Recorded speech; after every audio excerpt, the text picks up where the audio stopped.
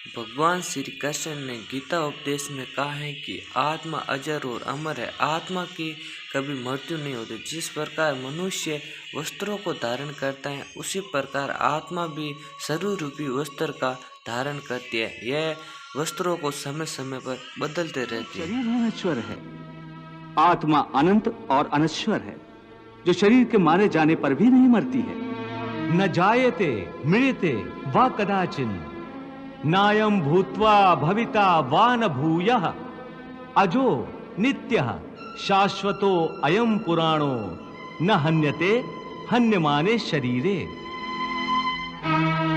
जो इस आत्मा को मरने वाला समझता है या जो इसे मारने वाला समझता है, वो दोनों ही अज्ञानी हैं, क्योंकि आत्मा न तो किसी को मारता है और न किसी के द्वारा मारा जा सकता है। इसलिए किसी के मरने या मारने का शोक किए बिना तू अपना कर्तव्य कर। तेरा धर्म युद्ध करना है। तू अपना धर्म समझ नहीं हो सकता तो वो कर्म कैसे करे कि उसे पाप और पुण्य से मुक्ति मिले?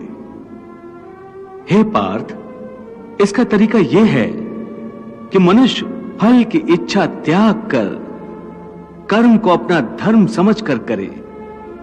फल उसे अवश्य मिलेगा, परंतु इस फल का वो विधान की इच्छा समझकर स्वीकार करे।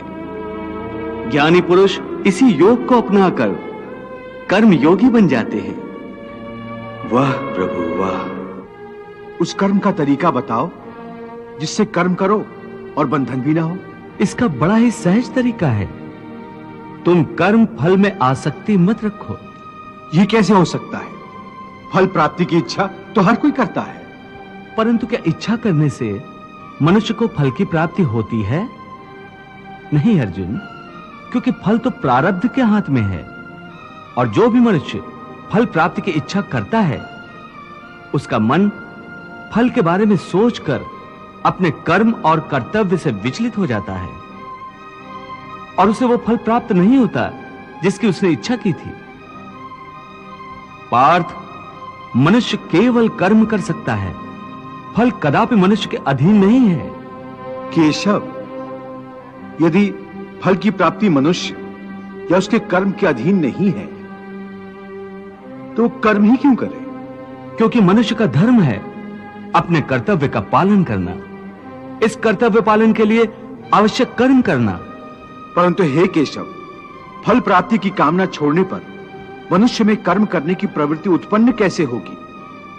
यदि फल की इच्छा न रहेगी तो मनुष्य कर्म ही क्यों करेगा? हे अर्जुन, जो साधारण मनुष्य फल की इच्छा से ही कर्म में प्रवृत्त होते हैं, वो सुख दुख आदि के चक्र में फंस जाते हैं। उनकी मन शांति नष्ट हो जाती है। हर पल हर समय फल प्राप्ति के विचार से उनकी निद्रा उड़ जाती है।